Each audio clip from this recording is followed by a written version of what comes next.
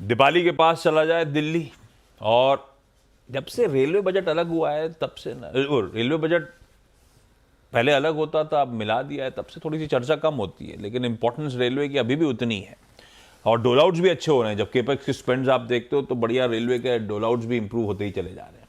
ऐसे में इस बार जब यूनियन बजट मैडम सीतारमन पेश करेंगी तो रेलवेज के लिए क्या क्या एक्सपेक्टेड है, दीपाली से जान लेते हैं। दीपाली हाय, गुड मॉर्निंग, क्या पिक कर रहे हो आप?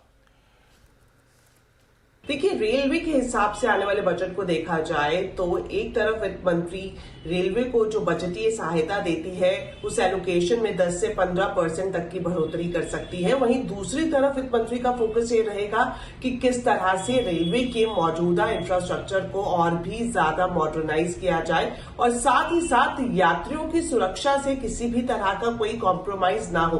तो ये मुख्य एरियाज है जहां पर वित्त मंत्री फोकस करती हुई नजर आ सकती है। सबसे पहले अगर हम यात्री सुरक्षा की बात करें तो सूत्रों से हमें ये जानकारी मिल रही है कि फिलहाल जिस तरह से रेल मंत्रालय कवच 4.0 पर काम कर रहा है उसे अब आगे गति मिले, इस लिहाज से इस बजट में वित्त मंत्री की तरफ से कवच इंस्टॉलेशन के लिए अलग से 10 से 12 हजार करोड़ रुपए का फंड एलोकेट किया जा सकता है।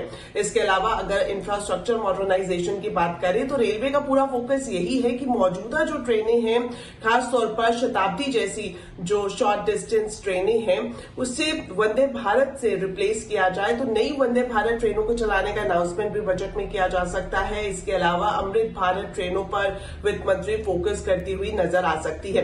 लास्ट में मैं आपको बजट एलोकेशन के बारे में बता सकती हूँ कि अगर बजट एलोकेशन की बात करें तो पिछली बार हमने देखा था कि ये 2,60,000 करोड़ रुपए के आसपास था, लेकिन इस बार ये 3 लाख करोड़ से ज्यादा का हो सकता है। ओके, तो भैया जब सैटरडे को मैडम बजट पेश कर रही होंगी, बहुत लाइकली है कि रेलवेज का जो आवंटन होता है, एलोकेशन होता है, वो 10 से 15% बढ़ाया जाएगा और दो चीजों पे खास थ्रस्ट होगा जो ऑफलेट देखने को मिल भी रहा था, मॉडर्नाइजेशन पे और रेलवे सेफ्टी पे। और सेफ्टी पे हो क्या रहा था, कवच पे सीमेंट्स बढ़ रहे थे, ऑर्डर्स डोल आउट हो रहे थे।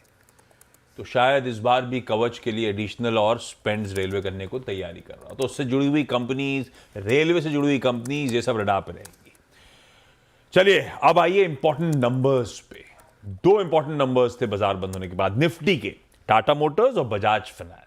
दोनों पे एक एक करके चर्चा करते हैं। पहले टाटा मोटर्स, कंचन कैसे लगे नंबर्स, क्या अपडेट्स? जी, टाटा मोटर्स के नंबर्स की बात करी जाए तो कहीं ना कहीं नंबर्स अपने एस्टिमेट से मिस होते हुए दिखाई दिए हैं। नेट प्रॉफिट की बात करी जाए तो यहाँ पे हमें 22.5% का एक सीधा सीधा साल दर साल कट आता हुआ दिखाई दिया है। 5,451 करोड़ पे ये नंबर जाके रजिस्टर हुआ है। भाई कंपनी की रेवेन्यू में हमें करीबन 2% की तेजी देखने को मिली है। रेवेन्यू इस बार 1.13 लाख करोड़ पे आया है। और अगर ऑपरेशनल नंबर की बात करी जाए, एबिटा इस टाइम पे 14.5% तक बढ़ता हुआ दिखाई दिया है, लेकिन जो मार्जिन है वो हमें साल दर साल कॉन्ट्रैक्ट होते हुए दिखाई दिए हैं। 11.5% पे मार्जिन आके खड़े हुए हैं वर्सेस 13.9%। इनफैक्ट अगर जेएलआर का रेवेन्यू देखा जाए तो वो भी अपने फ्लैट साइड पे बना हुआ है।